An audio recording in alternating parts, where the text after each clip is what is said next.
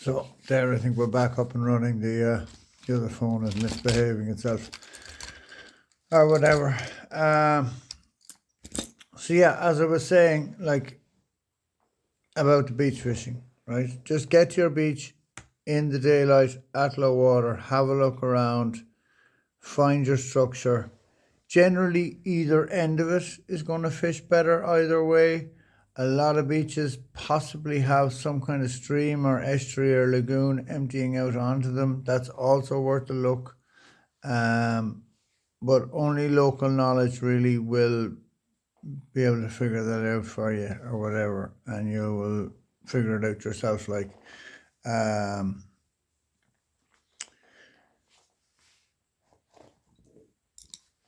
in terms of what state of tide, etc., fish is best if it has got some kind of lagoon or estuary emptying out. Now, it's not strictly the case, but if it's an estuary, I prefer to fish an estuary on the ebb, right? I just do. I just don't know why. I find it better. Fish is better. I find it easier. I find the fish are a bit more, they're in hunting mode a bit more, whereas on the flood I find that they can be just a bit, they're just flying, they're pushing to get in. But I want to talk to you a bit about the lures that I'm using. So these ones, obviously, and before anybody makes out that it's some kind of conspiracy, like, yeah, clearly the guy's my friend, like I fished with his lures, right? So this is a 20-gram Seawolf needle. Incredibly effective lure. Like just for night fishing, absolutely phenomenal. It casts a country mile, like on 18-pound braid. That thing on my tailwalk rod, that thing absolutely flies. It just goes, man. And what's more is, it's 20 grams. It'll sink to the bottom quite quickly, but it rises through the water tables very fast, right? So it's down and up very fast, right? So I do like to fish the water tables with it, right? So when I cast it out, particularly when I know the beach, that I'm not casting into a reef or anything like that, that I'm just casting into an open beach out there, I let it hit the bottom and then bring it up, because who knows, there might be fish hanging either mid-water or hanging close to the bottom that will see that go past his nose and just have a go with it, right? What I found actually is, if you remember, like,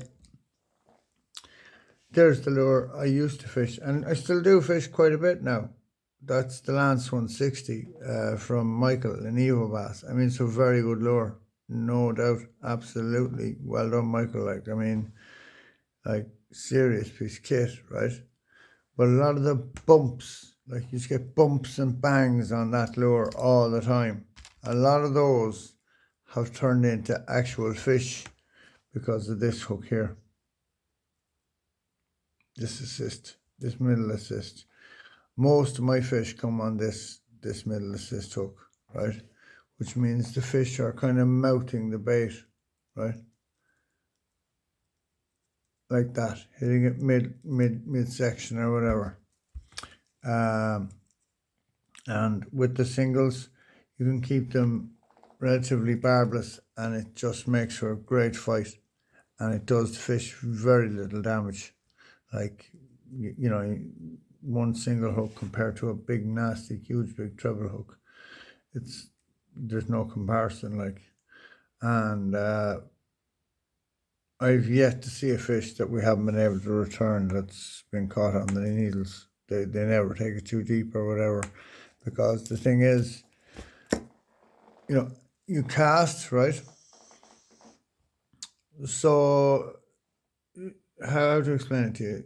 Like, just set yourself up on the beach and you're straight out, heading straight out, right? So you're at right angles to the current, and the current is running from right to left, right? I would cast up the current, right? so that when the lure lands, it sinks down and begins to get washed along into a straight line with you, right? And then I start to pick up the slack and I leave a U in my line, right? But I can feel the lure. I'm in touch with the lure, but there's a U in the line, right? So I'm not dragging the lure or making it do anything. I'm just staying in touch with it. I'm letting it do what it wants to do, but at the same time, I'm remaining in contact with it so that I have some sort of control. And what I find is then that takes are very solid. They're like, the line straightens, you can feel the pull, and up, give him one, and that's it, then on, and off he goes, right?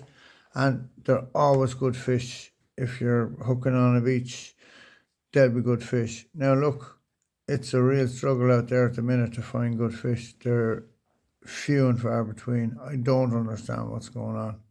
I really don't. Lots of people have lots of theories as to what happened to the numbers of 60 plus fish we used to catch, but they just are incredibly difficult to find. I mean, it's been like, don't be sitting there watching my videos thinking, oh, this fella's having a really easy time or whatever. That's not the case. Like, I'm struggling as much as the next man. It's really hard going out there. Yeah, it's just not easy to find. But I'm hoping, right? I'm hoping that what has happened is that they simply got stuck somewhere on a ball of bait and they haven't moved. And that now that the autumn is here and the bait is coming en masse, and I mean en masse, it's coming inshore. I was in a spot the other day teaching a chap, Dylan, who was a lovely fella, for a half day.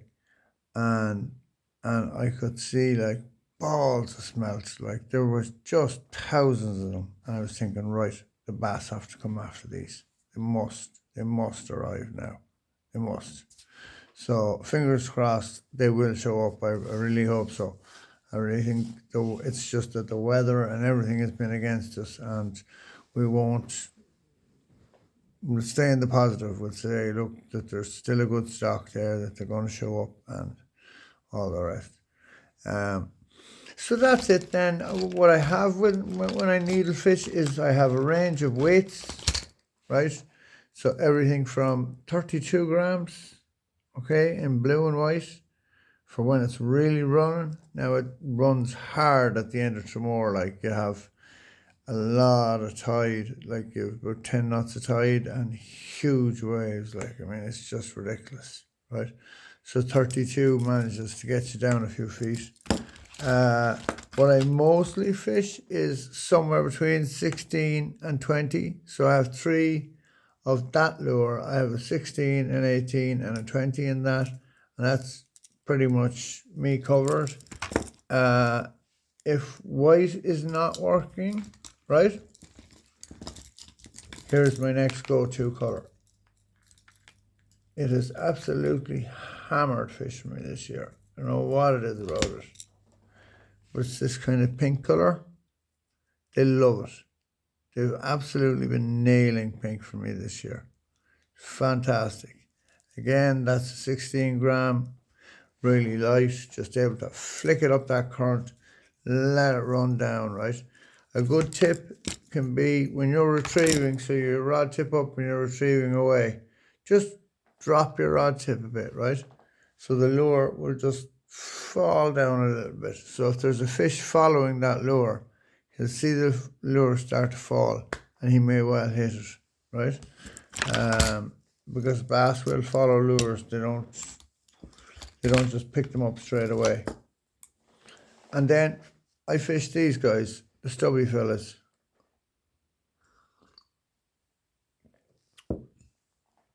Now, in truth, you could do a whole section just on fishing, on how to fish these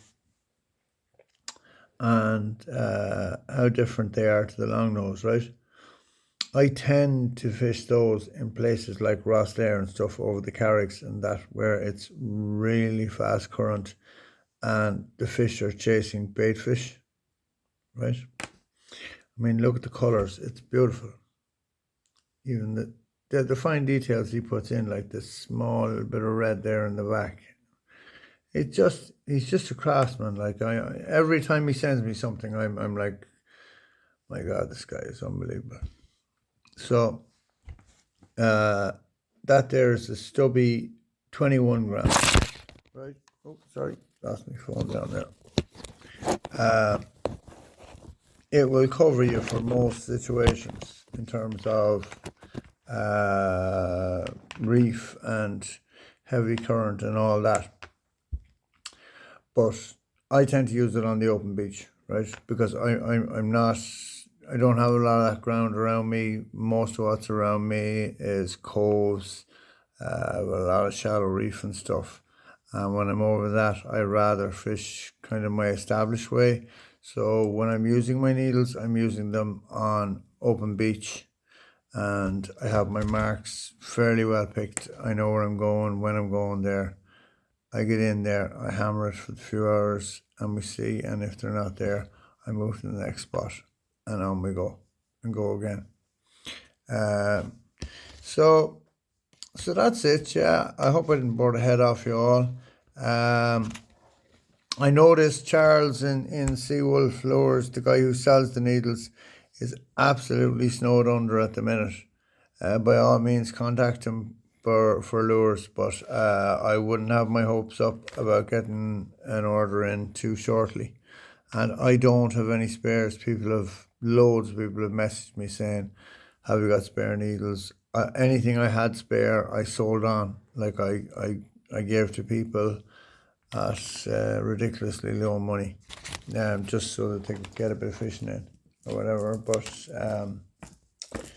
Charles is inundated. But by all means, get in touch with him. I will show you one last thing before I go. Something we've been fishing quite a bit with.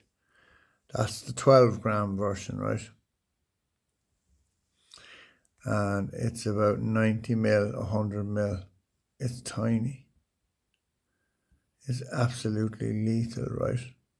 It looks more like our sand eels than anything else, and I don't know if you can really make it out there on the camera, but it's kind of a very subtle cotton candy, you know.